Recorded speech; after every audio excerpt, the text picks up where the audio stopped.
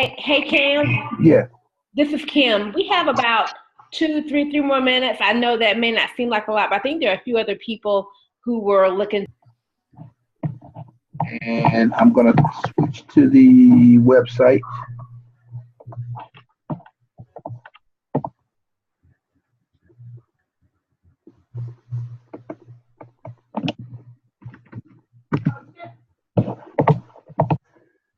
So, good evening, everyone. This is Cameron. I'm in Durham, North Carolina, and we have a bunch of people on from all over the country. Very glad you guys decided to come in.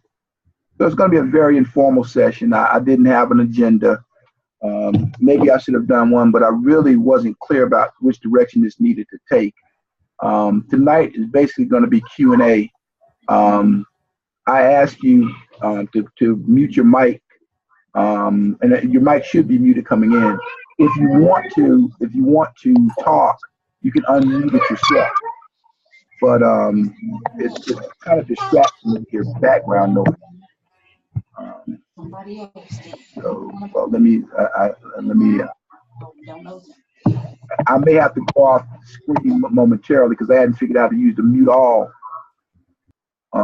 function while the screen share is on. It's probably a way to do it, but so I think all of you, or definitely at least most of you, I think all of you have registered at the Lead IT site, the previous, and we'll give you a little. Hold on a second. I'm at my sister's house.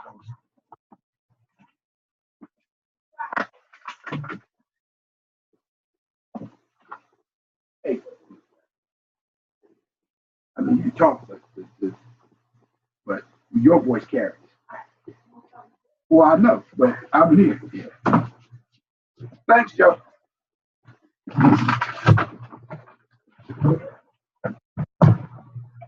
Yeah, my apologies, y'all. We have some. Yeah, well, yeah, not really. I mean, but we have some relatives in. I'm at my sister's house. So back to, I've lost my train of thought. The whole purpose of this is a general Q&A, and many of you know John Thompson, who is, you were introduced to him in either Nashville, Memphis, or Shreveport, or somewhere else along the line, about the Lead IT project.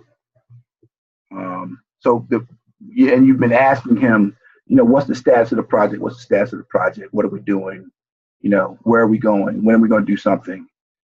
So hopefully tonight you can get answers to most, if not all, of those questions. I'm Cameron Say. I'm in North Carolina. I'm faculty at North Carolina A&T State University. I'm formerly the project lead for, still the project lead for Lead IT.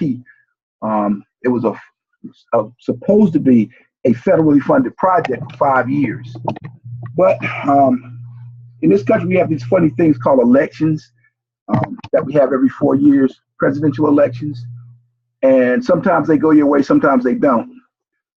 This particular presidential election went in a direction that caused this project to not get funded in year 2. We weren't given, it was supposed to be a 5-year project, $7.5 million over 5 years. We had a very successful first year. All of our feedback was decidedly positive. We were doing exceptional work according to the funder. We received no negative feedback of you need to do this better, you need to do that better. This is wrong, that's wrong.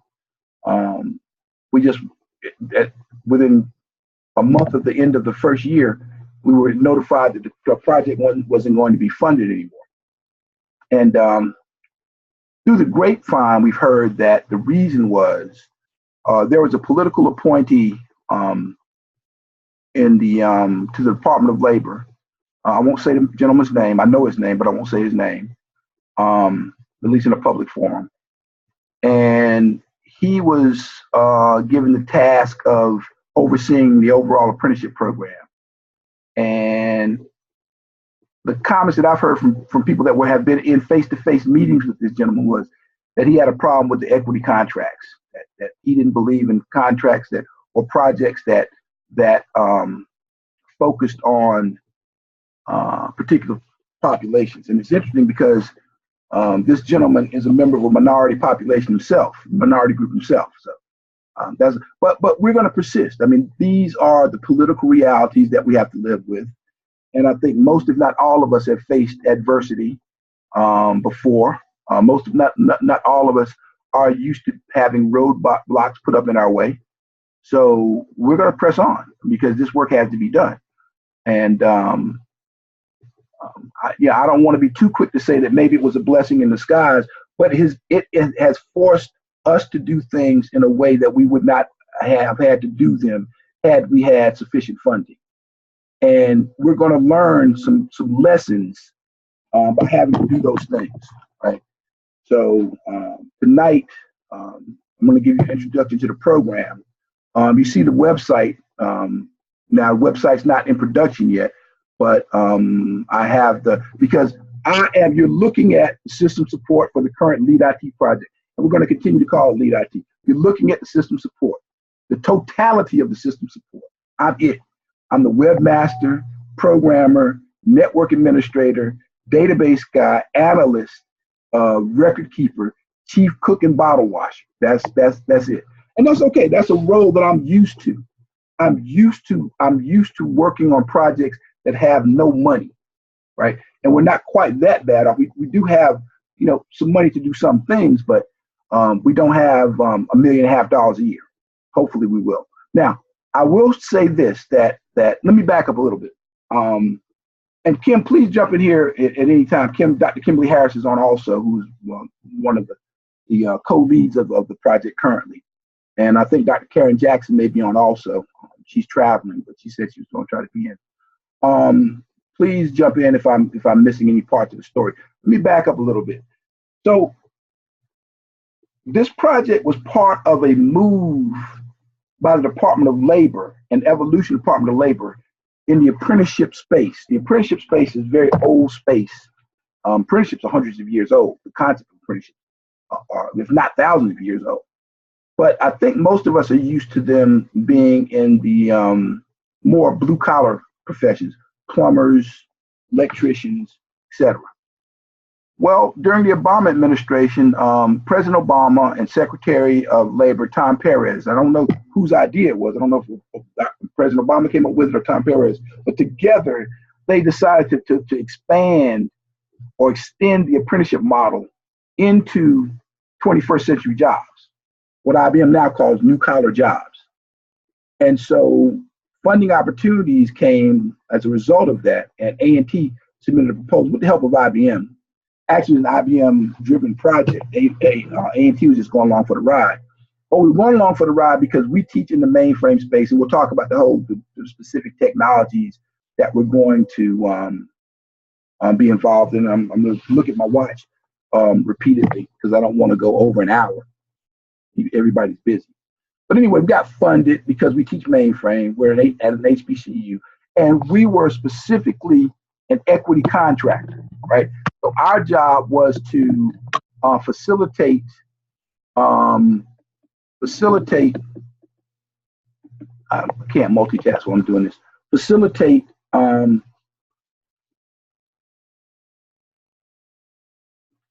specific populations, underrepresented minorities, women, and people with disabilities, and veterans in the IT space.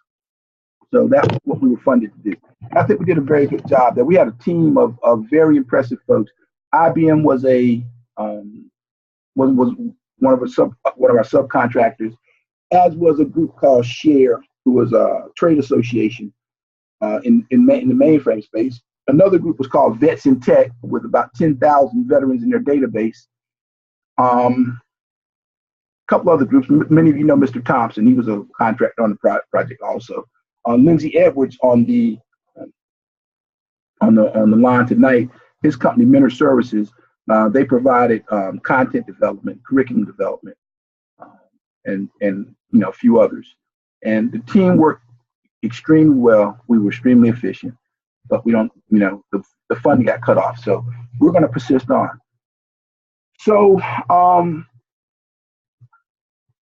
The project was to bring people. So IBM got involved in this project simply because A&T teaches mainframe. And IBM's goal was to have a mainframe-based apprenticeship.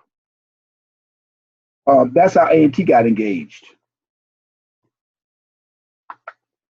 And I'm not gonna be on my phone all night, but I have to. Okay. I have a couple irons in the fire. So IBM got involved in this because we teach mainframe, and that's why how A&T became a partner. Now, we're not limited to mainframe. That's just the point of the spear, if you will. Point of the spear. We're across the board IT. As a matter of fact, well, now because we're not working with the Department of Labor, we're only looking at IT. But one of our roles as an equity partner with the Department of Labor was not only to look at IT. IT was our focus, but we were also looking at other apprenticeships, building trades, et cetera, et cetera. You know, we didn't develop the skill set in that, but we identified folks and put them in the right direction. But Lead IT is expressly IT.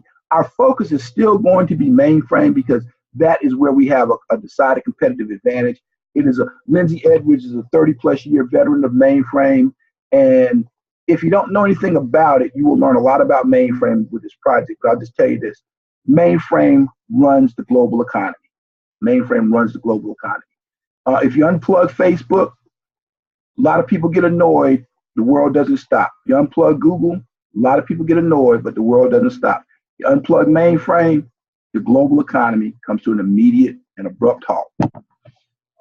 And it's very important technology. Now, you know, I don't want to overstate mainframe's pervasiveness. I mean, it is pervasive, but the number of IT jobs per se in mainframe is pretty small. But IBM has between 2,000 and 3,000 mainframe customers worldwide. And probably so, yeah, they have several thousand people. Let's say 10,000 folks. And Lindsay may have some different numbers. Let's say 10,000 folks. But here's where the opportunities come in. Nobody teaches mainframe anymore. Very few schools teach mainframe. And most IT students don't even know that people still use mainframe. They think it's a dead technology. Nothing could be further from the truth. Mainframe is going to be around as long as we have, you know, digital commerce going to be around.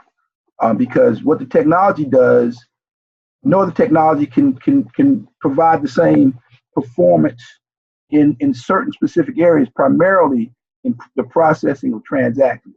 The latest mainframe, the Z14, can process over 500,000 transactions a second, right? The one that you're working on with Master the Mainframe, Z13, it can process 300,000 or 400,000 transactions per second.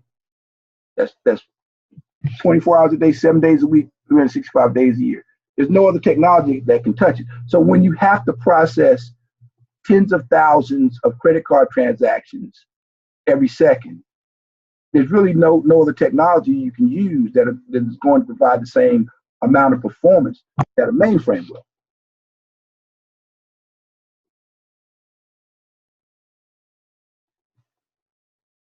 Now, apart from that, you're going to learn. You're going to learn a lot in this project. I see this group potentially being very, very powerful because we're not going to be spoiled. We're not flush with cash. We're going to do a lot of things on our own. You learn more when you have to do more. Okay, when you can hire somebody to do something, you don't learn how to do that thing. We're going to do everything on our own internally, right? So as time goes on, as your skills build, you guys are going to become the system support for the project. And I hope to have a year from now, I hope to have a couple thousand people involved with this, if not more. Right? Right now, we have between 300 and 400 people involved, at least officially. I see some names here that are very familiar. I see some names that have been responded to emails, et cetera, et cetera. When you start doing this, there's the talkers and there's the doers. And one thing that you're going to hear me say over and over again, this is not for everybody, because everybody's not willing to do what it takes to acquire the sufficient skill set to have a career in IT. And everybody doesn't want to do IT for a career anyway. I love IT. IT's been very good to me. It's fun, right? I can't think of anything I'd rather do. But everybody's not going to do this.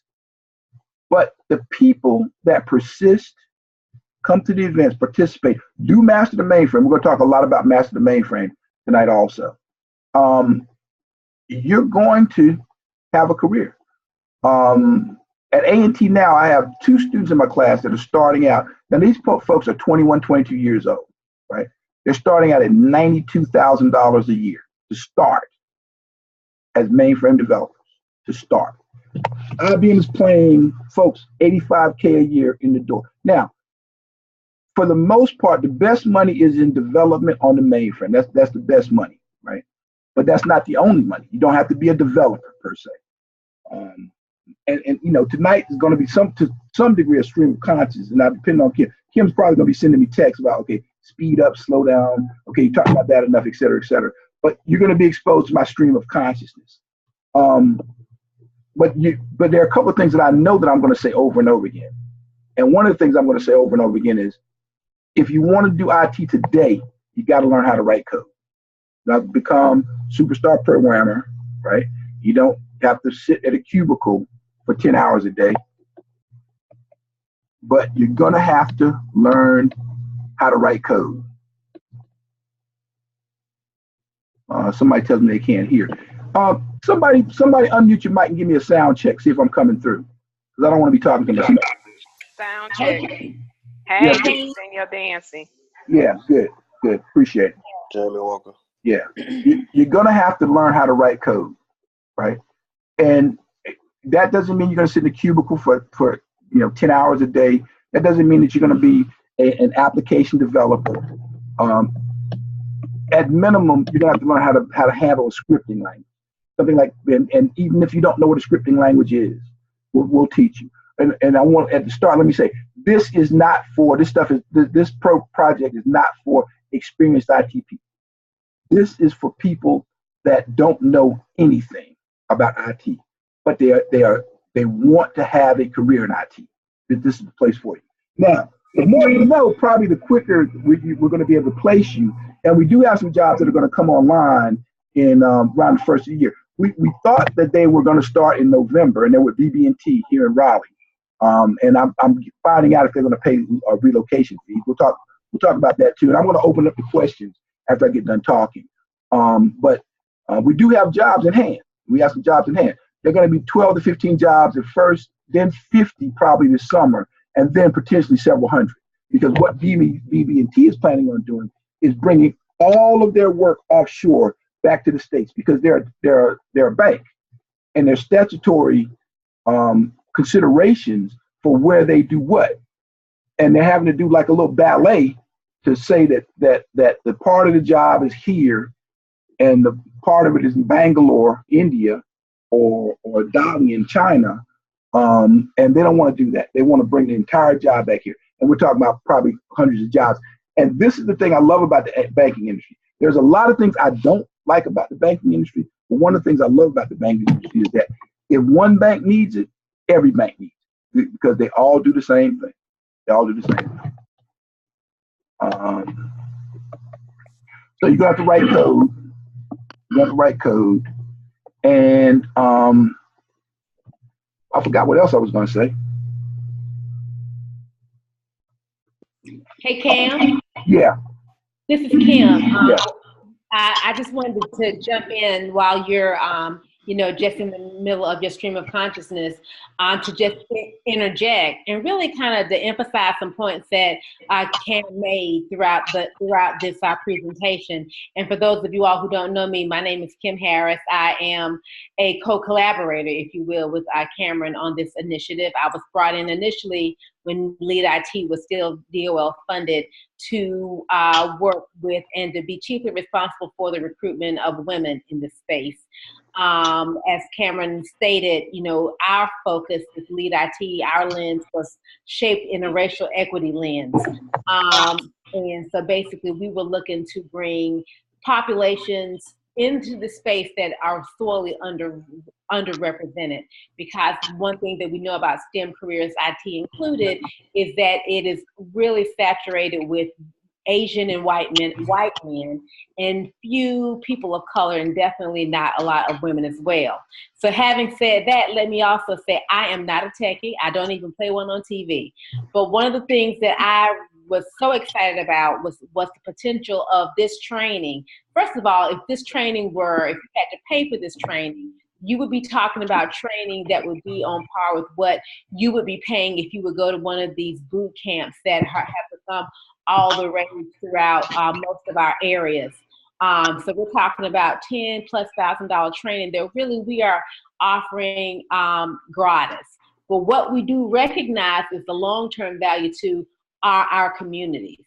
And Cameron also mentioned earlier that basically when we typically think about apprenticeships, we think about fields that back in, olden days, if you will, blacksmiths, carpenters, and different, high skilled fields of that era, that morphed in the 20th century to be your electricians, your plumbers, your HVAC, still things that we typically associate with trades that while they don't require a college degree, are very well paying trades. So this is basically the same model, but we're doing this specifically with an information technology lens specifically. And one of the things that I just wanted to share with each and every one of you is that I'm, first of all, super excited that you're here and wanting to encourage you all to hang in there with us, because in exchange for your time and your effort, you'll be getting some invaluable training that will quickly parlay itself into competitive, high-paying jobs. So I'm sorry, Kim, if I broke in the stream of consciousness, but I did want to get that out there. No, that's okay. That's okay. Yeah. So, one of the things I want to emphasize is that this is not for experienced people only. And the reason I brought up the jobs is that probably the more you know, because there's several of you, I've seen some of your resumes, some of you ready to go to work tomorrow, right? If an apprenticeship came open tomorrow, you'd be ready to get it. Some of you may need a little more time, but we want to make sure that everybody wants a career in IT, has exposure to get a career in IT, and no college degree required. If you got a college degree, fine. If you're working on one, fine. But we verified this with hiring managers. There are a lot of jobs in IT that don't require a college degree. So let me show you a little bit. So this is going to be the website, and here, because I've had to go edit a couple of emails, and really it was a one-shot deal when you got on the portal. And there were a couple of things. I didn't do that portal. We paid somebody to do it. There were some things I would do differently. So there's going to be portal functionality in here. But since I got to do all the coding myself, it's taking time. I would imagine probably by the end of November, definitely by the end of November, the website's going to be fully functional. But this is what the look and feel of it is. And these students here, these are all four of my students. And there's another one off camera to the left, Shannon Spruill. But from left to right is Jacinta Bailey, Bria Richardson, Akeem Brooks, and Sakani Hill. All five of them have jobs in hand. They're all A&T students. All five of them have multiple job offers. Bright kids, and with the exception of Akeem, who's from Winston-Salem, all of them are from rural North Carolina. Akeem's family is from Winston-Salem. So yeah, just a little bit about them. And they had a hackathon at SHARE we were at the SHARE conference. This picture was taken in Providence, Rhode Island, and Akeem came in second place in the field of 63. So that's how we roll. I mean, and that's how we're gonna roll this Lead IT. That's what we're gonna do.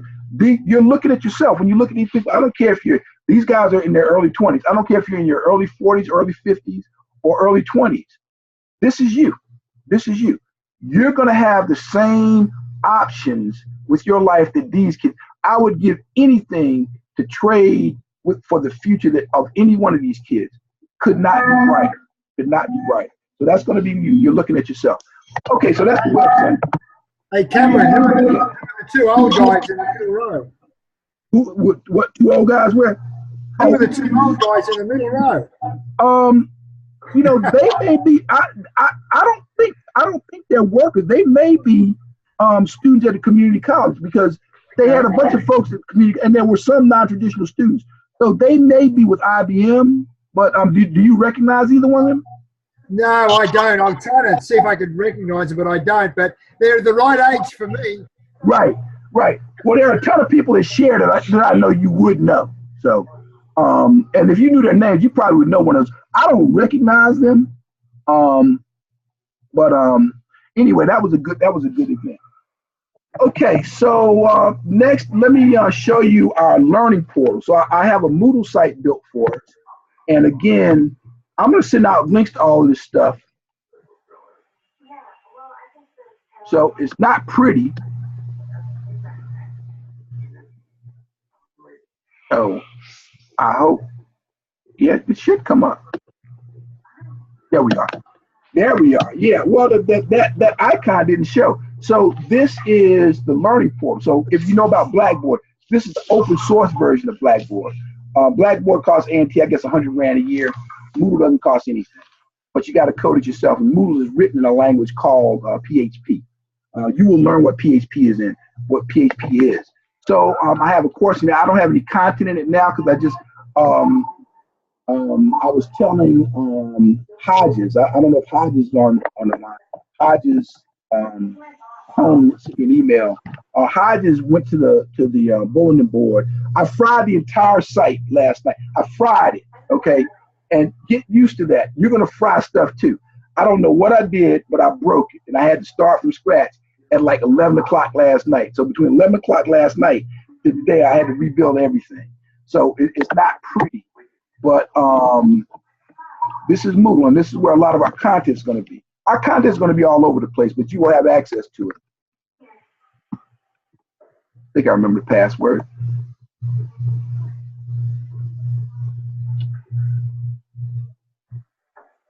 Yeah, so these are courses. There'll be content here. Now, there's another thing that I have up now, and I haven't been able to. I had this a little further on until I fried it. So this is the bulletin board. Now, here is where we're going to share information. So, and again, I'm doing all this myself. I'm system support. So, you know, things take a little time to get started. I actually have this this kind of annoying thing called a professor's job at A&T that I have to do stuff for. So, you know, I'm getting through when I can. But this is really my priority. I mean, my students are my first priority. This is my second priority. And here what we will share information. I've posted some content for you for Master the Mainframe in the folder. If you can't see or don't have access to the folder I sent out, just send me an email. I don't know if you know this, but my email is cwsay@gmail.com. So, you know, you may have seen an email from me, or some of you may be on, somebody just sent you the link or something, and you don't have any, you know, you don't know who I am or whatever. They just said, you know, on, but cwsay@gmail.com. And if you need access to the Master the Mainframe videos, that's where they are. I get you through part 1, and I don't, I'm not, I haven't put any part 2 up yet, but I have shot a video for part 2. I just haven't uploaded. So that is that piece of information. Looking at my clock, because I want to leave plenty of time for Q&A. I know you have a ton of questions. So that's the bulletin board. Another thing is W3 Schools. So as I said, as I told you, I'm always saying or, it should be learning the basics of coding is essential. So this site is a great place to start. And I would start with HTML. Now, I would learn HTML. You can learn CSS, but CSS might be a little, you know, you might not need to spend a lot of time on that. But then I would learn HTML, and then I would just go down the line here, JavaScript, and I've learned these languages. And these are state-of-the-art languages. These are languages that people are using to program social media and the web with today. So I would start with JavaScript, JSON, AJAX, et cetera, et cetera. I don't know what W3.js is. I don't know what AppML is. I don't know what that is, but the others I'm familiar with. But I would learn this, and it goes soup to nuts. You know, they have an excellent thing an excellent kind of tutorial here. So for example, you can put in, okay, and then you change the code over here.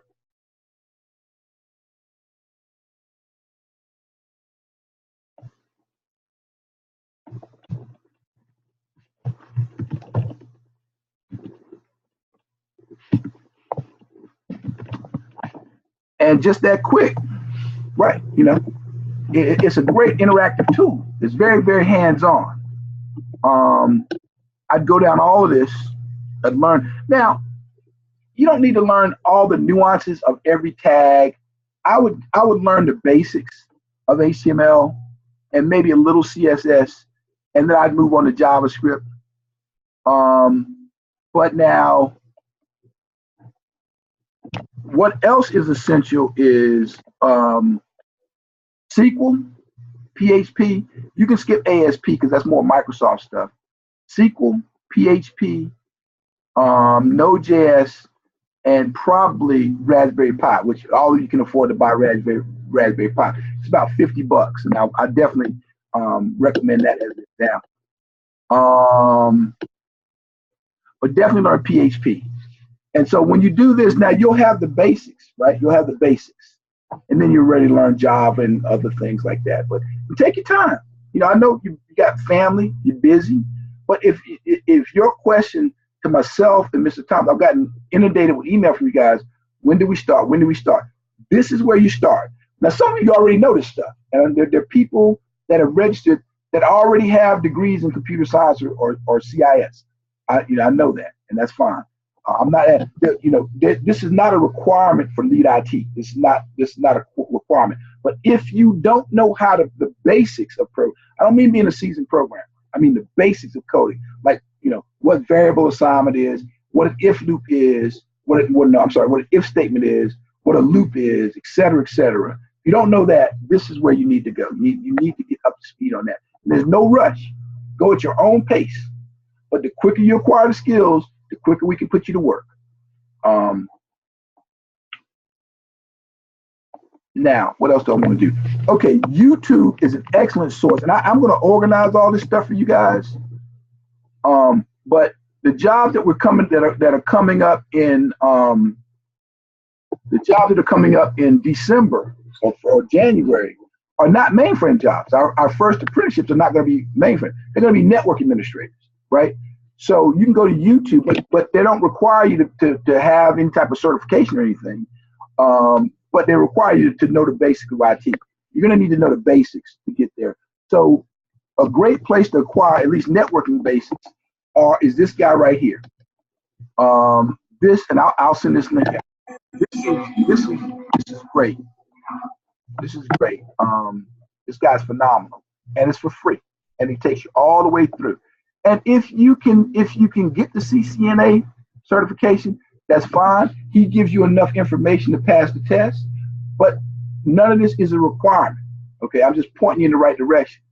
So that's a great place to start. And there are a couple other things on YouTube. So that's W3 Schools. What else did I want to cover? Master the Mainframe. So maybe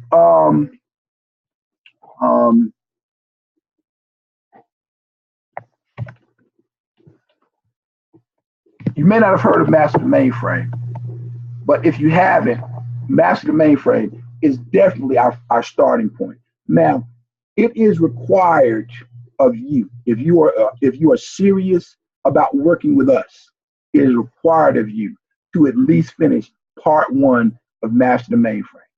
Because if you can't get through part 1 of Master the Mainframe, you're really not ready for us to move any further. And I'm not going to say that IT is not for you, but you may need a little more background or may need a little more ramping time. Master the Mainframe part 1 is really the starting point of where we need you to be. If you can get through part 1, then we got something to work with. My goal for everybody that's on now is to finish part 2. Part 2 is somewhat challenging, but all it is, and Master the Mainframe is not about brilliance. It's about persistence, dedication, and thinking, right? That's what it's about. Not about how much education you have, other than just being basic literacy. but it's about, can you, no, I'm not considering, but I'm always trying to sell you stuff. Part one is just to get you on the system, get you an ID, let you know how to log on, et cetera, et cetera. Part two, they give you challenges. Now, the videos get you, I go through part one, chapter and verse. So you have no reason not to be able to get through part one. There's no excuse, right? Part two is challenging. Part three is the man or woman maker or breaker, all right? Only 1%, less than 1% of Master the Mainframe participants complete part three. If you are part three finishers, everybody wants to hire you. Now, I'm not setting that as a goal for you. I'm setting that as an aspiration. I am setting completion of part two as a goal. You got to the end of December, so you've got time, right? You got time, but it's challenging. So those are the pieces there. What else did I have? So no, I guess I can open up for your questions now. If anybody has any questions, and let's see if we don't all talk at once. I'll call on people, but let's see if anybody has any questions. Hopefully you do.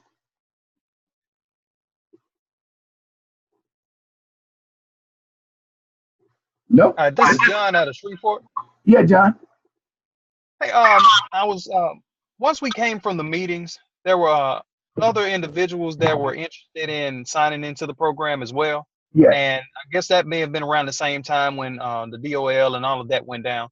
So with that being said, is there any way that they can register now to go and be a part of getting on and seeing the videos and well, I know they could get into mastering the mainframe part, but as far as being on as far as lead IT, is that no. Part of the website that I have is going to be a registration portal similar to, with the same field, same information, that where you guys register. So that's going to be functional. In the meantime, they can send me their information, and I'll put as much of their information in the system as I can. What I'm going to do, and so this thing's going to happen in stages, John. The first part is going to be just their basic contact information. Then it's going to take me a little longer to build a portal for demographics. Some of you, we have your demographic information, and if we already have it, because I'm just going to be asking for the same stuff, so there's no need for you to redo it. But some of you, we don't have demographic information on you, and that's going to be later. But probably hopefully before the end of November, hopefully, I know it's only a couple of weeks away, I will have the registration portal done. But in the meantime, they can send an email to me. Right. I actually had a hand up. Go ahead, I'm sorry. You have something else, John? Oh, no, just one last question. I'll be done. I heard you toward the end of the speaking, saying that there was going to be some network admin jobs that'll be available toward the end of the year. Yes. And once I heard that, I kind of went deaf. So my question to you is, I was looking to go into trying to get CCNA training starting in school next year. Right. But with those jobs that will be available there coming up, will they be looking for certified individuals? Well, it's certainly not going to be a requirement, but it definitely will put you at the head of the class. So yeah, and these jobs are going to be paying. They're not going to be paying mainframe money, but they're going to be apprenticeships, so they're going to get a scale. But I think the market for those is probably going to be around 70, between 70 and 80. It may be between, I don't know, at least 65. I know that. BB&T is a bank, and banks, are, well, I shouldn't say that because Bank of America pays more entry-level people than anybody. But yeah, definitely CCNA. But I don't want folks to think that they need a CCNA to qualify for those jobs. That's my point. But it will put you at the head of the class. And like I say, about 12 to 15 around January. Right now, the January time frame. Then probably by summer, another 50. And after that, probably a couple of hundred over the next few years. So it may take some time. So I hope that answers your question. It did. Thank you. Aisha, you had a question.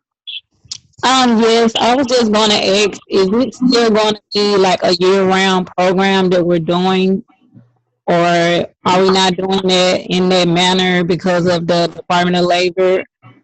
Is it a time frame? Oh no, this is year-round. I mean, I think I just outlined a year-round program. I mean, the question that I've been inundated with has been, okay, what do we do next? And tonight was to address that. So I hope I've outlined to you what you are to do next. I hope I've given you that. W3 schools, master the mainframe, CCNA, and whatever else we can come up with. Okay, because heard you say something about the end of December about part 3, and I thought you were saying you needed to be like done with it by part 3 by the end of next month or something. And I was like, wait a minute, is that this year or next year? Well, yeah. I mean, if you can, I mean, most people on the call aren't going to finish part 3. That's just the fact of the matter. Now, the good thing about working with populations like this is you always get surprises. I've had students at A&T that have finished part 3. Matter of fact, the first person in the state of North Carolina to finish part 3 was one of the students in my class. And he wasn't necessarily the best student. As a matter of fact, when he finished it, his GPA was mediocre at best. But so I'm not expecting to finish. But the contest is over at the end of December. However, having said that, right, 2 parts to this thing. And hopefully I want to set the context for you. That is the context. That is the contest itself. Okay. It's over at the end of December. Finish part 2 if you can, right? And there's plenty of time to finish part 2. But all you aren't going to finish part 2, that's fine. Finish as much as you can, right? But what IBM does is they leave that up year round. They leave master the mainframe, and they didn't do this. I asked them to do that. I said, it's an idea. I wasn't the only person who came with the idea. But, I asked them, I said, you need to leave this up so people can work on it. So what they do is they have the contest. They select the winner. They have the parade or whatever. Then they post it again at the end of January, and they leave it up until I think July or something like that, where you can go in and you get the same recognition from IBM. The value to you, other than the prize, the value is the same because you get the same badge, you get the same acknowledgement from industry, and industry sees whether you finish it in the fall or in the spring. Industry sees it exactly the same, and anybody that hires from mainframe sees master the mainframe as the gold standard. That is, if you finish part 3, they know that they want to hire you. They know that because you know more about mainframe than 99.9% of undergraduates on the face of the earth. Okay. You're saying like that's different from the Lead It program where you maybe make sense to go ahead and try to learn it, just to get ahead. I'm sorry. Could you repeat that? I was saying, that you were saying that it's different from the Lead It program. But no, it's a part of it. Master Mainframe is a part of it. Oh, okay. Part of it. And yeah, see, the model that we're using, we've had to change the model because we don't have any money now. And so whereas before we want to send you to classes and all this other fancy stuff, on our own, we're going to have to do a lot. Now, I'm going to have online training sessions like tonight. So I hope to have one of these a week. And I'm going to record all of them. And, I know all you guys are busy and stuff, but we're going to do what we can to give you the support. But what was true when we had money remains true when we don't have money. You're going to be the final determiner of how far you go with this. That was true whether we had $1 million, $1.5 million a year. It's still true when we have less than that. That you're going to make the decision of how much time you want to put into this. That's your decision. And the more time you put into it, the greater your return. Like life. But we're going to provide you all the support we can. Okay, I'm just going to let somebody else ask some questions, but I think you answered my question. Sure. Those are good questions. I thank John and Aisha for those questions. Anybody else? Yeah, those are great questions. Because you guys have been hitting me up now. I mean, you've been hitting me up on email. You've been hitting me hard. And well, let me go to the chat. I think some people have been sending me chats. Yeah, okay. So Peter asked me, should I keep you up to date on what programming languages I've learned or training I have completed? Should I keep you up to date on? Oh, he just restated it again. Yeah, sure.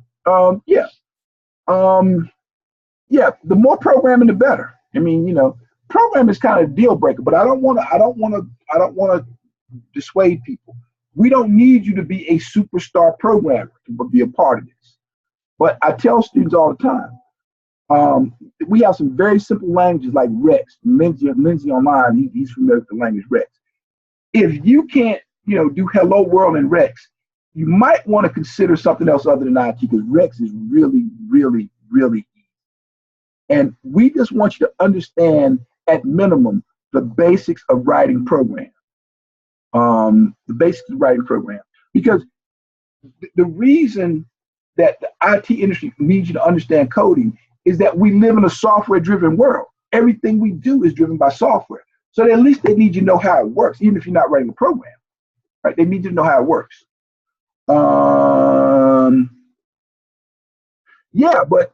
Lindsay, to answer your question is that I'm not going to ask you guys, tell you guys what the question was. Yeah, the answer is yes, but you realize we don't have any money yet. We're trying to acquire some. So Kim and I have some meetings lined up. There is money available. There's about $200 million in play in this space. And the thing that drives me crazy is, and I don't mind saying this in public, is that DOL right now is having to find people to do what we were already doing, right? That they said we were doing. They're trying to find, they don't know where to find you guys. They don't know how to train you guys for IT. They don't know it. We do. And now that they're going out trying to find people to do this with $200 million in their hand, and it just drives me crazy that some bureaucrat said, well, I don't like that program because they target certain. Well, we never exclude anybody. We got plenty of white males, white Anglo-Saxon Protestants in this program. And I'm glad to work with them. Anybody that knows me as a faculty knows, if you're my student, you're my student. I don't care what you look like. I don't care where you come from. I don't treat any of my students any differently. I've got one basic metric. How hard do you work? Not how smart you are. How hard do you work? That's it. And so I don't know what these people are talking about. They're targeting certain populations. We work in certain communities because certain communities continuously are left out. That's why we work with certain communities. We work with the kids I have. They've never heard of a mainframe, and now they're making $100,000 a year as mainframe programmers. It's only because nobody told them about it. And you guys on the line now, most of you, if not all of you, had never even heard of an apprenticeship program before myself and Mr. Thompson came around. And this stuff been around forever. This program been around forever. And there have been people that have been taking advantage of it. Not you. Well, I get off my soapbox because you guys don't have time for me to get on my soapbox. Okay, let me read here because my student can tell you about my soapbox. Okay, what tools and supplies do we need besides laptop? Yeah. Okay, so this is a good question. This is a good question. This is the information that you need. So somebody asked me, what do you need? Okay, probably the basics is a laptop or a desktop and a good broadband connection. Don't know, because most of what we're going to do is going to be, you're going to have to do it remotely. Thumb drives are optional. I mean, thumb drives are really kind of passe now with all the cloud storage available. Dropbox, Google Docs, Google Drives, 1,000 other things. So I don't really think you need a thumb drive, but just your brain, a laptop, broadband connection, and your brain. That's all it's required. And your heart. That's all it's required. Would be any other training or way to get certifications. Okay, so I've given you plenty to do. Now, once you've done all of this and you need something else to do, just let me know, because there's always stuff for you to do. So, and anything else you want to do. The question was, the question was a way to get certifications. But now, let me see how I can answer this question. We don't define a certification path. And what Kim and I may work on is some kind of lead IT certification or something. I'm just throwing this out there. I mean, I don't think Kim even articulated that way, but we've discussed it in general. But we're not going to carve out a prescribed path to certification. I will say that if you get a certification, it is better than not having one. But you guys got to understand, certification is not a silver bullet. The companies aren't stupid. They know just because you have a certification doesn't mean you can do the thing. What we will help you get is a lot of hands-on experience, right? by having workshops, practice. So we do know how to help you do the thing, not study for the cert exam. I don't know how to, I don't know the cert exam. The only certification I have is a Java programming, and that's lapsed. So we do know how to at least help you engage in doing it. Knowing how to do it is infinitely better than having a certification. But it's good to know how to do it and have a certification. But just having a certification by itself without really knowing how to do it is of marginal value. Because when you interview, and you're gonna have to interview for all these apprenticeships, you're gonna have to interview for them, right? It's not like I don't tell BB&T they gotta hire you. I send them a list of candidates, and then you got to sell yourself in the interview. But we try to help you prepare as best you can, and we'll give you some training, some soft skill training, stuff like that. I can tell you, when you interview, you can have all the certification in the world. If you don't convince them that you can do the job by knowing how to do that stuff, it's not going to work. Certification is not going to save you. But having said that, I'm not anti-certification. But people think certifications are silver bullet. They're not. And it's not that you shouldn't pursue them, but they're not silver bullet that people think they are. Okay, I think I answered all those. Let me scroll up.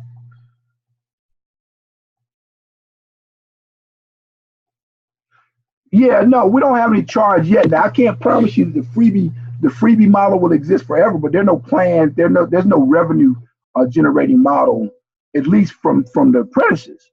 Now, we are looking at models of how to charge the company, but that's neither here nor there right now. We're not looking for any money from you guys. Now, what I just thought about this today. When you get a job, we may ask you to kick in like $25 a month or something, but that's going to be strictly voluntary, and it's not going to be mandatory at all, ever, as far as I'm concerned. But in terms of the training, right now it's free. It's going to be free for the foreseeable future, but I don't know that is going to be the case always. I have no plans to ask the apprentices for any money now, but that's the best way I can answer that question. Okay, I think I answered all those. Any other questions from the floor? We got about 8 minutes left. And I think I showed you everything that I need to show you. Make sure I hadn't missed anything. Should have written this stuff down, but I didn't. It's just the way I handle it. See if I got text. Nope, no text. Okay. Anything else? I showed them Moodle, showed them the bulletin board. Oh, okay. I don't know if we can see this tool or not, but we may be able to. So data is a big deal, and we will have a tool called PHP-MyAdmin. One of the languages I'd like for you to learn is PHP, and in the PHP it builds a lot of tools. There you go. So you might see it. Yeah. Oh. I guess I broke it last night. Yeah. So PHP-MyAdmin is a data-driven tool it's a GUI that lets you work with a database. We'll be working with MySQL. We're going to be doing a lot of work with Linux, right? So you're going to learn a lot about Linux. And I'll map out kind of what our training model looks like over time. Lindsay Edwards Online has created some tremendous content in the mainframe space. And his colleague, Mike Myers, has done a lot of modules in just IT 101, more for novices in IT, people that need some, a little background. So we definitely want to have a soup to nuts solution for you. Now, that content is, I think Lindsay's is near ready. I think Mike's has got to be tweaked a little bit, but we're going to have that available for you eventually. But for right now, we've got plenty of stuff to do. And, our training model is going to get more formal. It's going to get more structured. I'm just we're doing this with nothing. We're doing this with nothing now. And I needed to get, to engage you guys and let you know. This is a good question, Charles. Yeah, somebody said Doug says he really enjoys Master the Mainframe. Yeah, Master the Mainframe is really nice. It's really nice.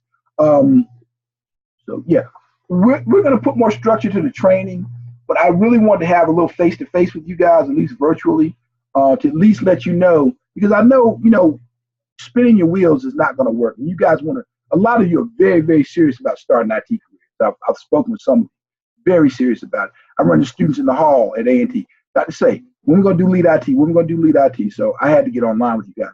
We're going to have much more structure. And, Kim is orders of magnitude, and Kim both and Karen Jackson are both orders of magnitude more organized than I am. So, when they get done with it, it will be structured, and it will be, it'll be something we can be proud of. The question was, where are the jobs employers located geographically? Okay, I like that. I like that question.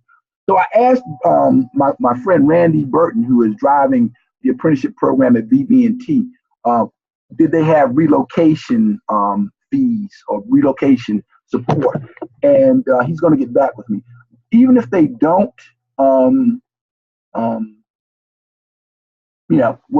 most times they do, but I don't, because these are apprenticeships, I don't know if they're going to or not. Those jobs in Raleigh, North Carolina. But Charles, about the other employers, so that's BB&T. But IBM has about 20 or 30 of their customers that are all going to need apprentices over a period of time. Now, let me bring you up to speed with where we are about that. So IBM has the mainframe apprenticeship standards. They should have been approved by DOL by now. They will be in short order. IBM wants to start bringing people on around the first of the year, their customers. It's going to take time. It's probably going to start very slowly with 1 or 2 per company, or maybe 5 or 10 per company. But if you persist, I think a year from now, this space is going to look very different. And I would tell you, just keep preparing yourself, because this is going to happen. This is definitely going to happen. As I said, the Department of Labor has $200 million in right now in this space. They're very serious about it. And that's only the beginning. And it may take a little time, but there's going to be a flood, because we need a lot more IT people than we have. Even if we hired everybody from every computer science, information systems, or IT program today, we'd still need about twice that many, right? So this over the next 10 years, we're going to need a lot of IT people. And there are a lot of good jobs in IT. Aisha raised her hand again. Good. Yeah, I was going to ask about the Department of Labor taking the funds away from the program, and you were saying that they still have the funds and they're actually looking for someone else to do exactly what you're doing. But I was just trying to see if they're doing that, like what you're saying. Are you trying to say that there is still a way that we can benefit from that, or what was your last statement? Yeah, that's a good question. I'd be glad to clarify that. So yeah, this program's not dead. Like Stephen Dodd of IBM, who was one of my subcontractors, he's going to be in DC Friday talking with the very people who terminated our contract. I want to be real careful. I want to manage the expectations. I don't want to make any promises. But I'm very optimistic about getting funding. I just don't know when it's going to happen, right? But the money's still there. And it's not like they took the money from us and gave it to another contractor. The money is still there. They're just sitting on the money, right? They didn't reallocate it. They're just sitting on the money. No, it doesn't make sense. It doesn't make sense. But in the context of our current administration, and I don't intend at all for this program to be at all political. I'm not going to introduce politics into this because it's inappropriate for me to do so. But I think we all acknowledge in the context of this administration, that kind of makes sense, that they really don't know what they're doing. They really don't know what they're doing. They got a lot of money to do something, and they're not really clear about how to do it. But we do. And I tell them all the time, I say, all you guys need to do, I'm not mad. I'm not mad. I learned. I've been black in this country a long time. So I got a very thick skin. I don't take anything. I'm not mad. But anytime you guys are ready to behave and to proceed intelligently, we're willing to talk. No problem. But I hope that answers your question. Yeah, exactly. That's exactly what I was asking. I was like, did they take the funds and give it away? But you're just saying holding it until I guess they go through, you ask people at some type of board meeting and discuss the grant being released. Yeah. I mean, they can decide tomorrow to renew the contract, and that's fine. They've got to decide what they want to do with this, because we are what we're doing. We're the only people that know how to do what we're doing. We're the only people that know how to do it. To take a group like this and bring them from novices to ready for entry level jobs. Nobody else knows how to do that. And the companies, the only place the companies know where to go is the colleges. Well, the colleges don't have enough people. The people they have in the degree program, they're not teaching what the companies need anyway. So, but that's all they got. They don't have anything other than the colleges. And I'm a college professor, so I'm not mad at the colleges, but it's just a question of them deciding, okay, we need this done. These people know how to do it. Let's go ahead and restore that funding. And that I don't know if they'll ever make that decision, but they need it done. And then if they give it to somebody else, they're not going to be able to do it remotely as well as we can. Remotely as well. Yeah. Okay. But yeah, Kim's giving me the hook. So I'm gonna leave it there. I'm probably not gonna have one next week because it's Thanksgiving week, but I want to have one of these chat sessions every week, and I'll be putting up content and emailing you guys around. But thanks everybody. If I didn't get to your question, send it to me via email. Somebody asked me about the public email. It was my mistake. I shouldn't have sent those emails for everybody to see. Next time I'm going to do VCC. So my apologies, but I'm punch drunk most of the time. Thanks everybody. Everybody have a wonderful time of Thanksgiving. Thank you so much. I'm very excited about this. This is wonderful. You guys are great. Have a good evening. You too. Bye-bye.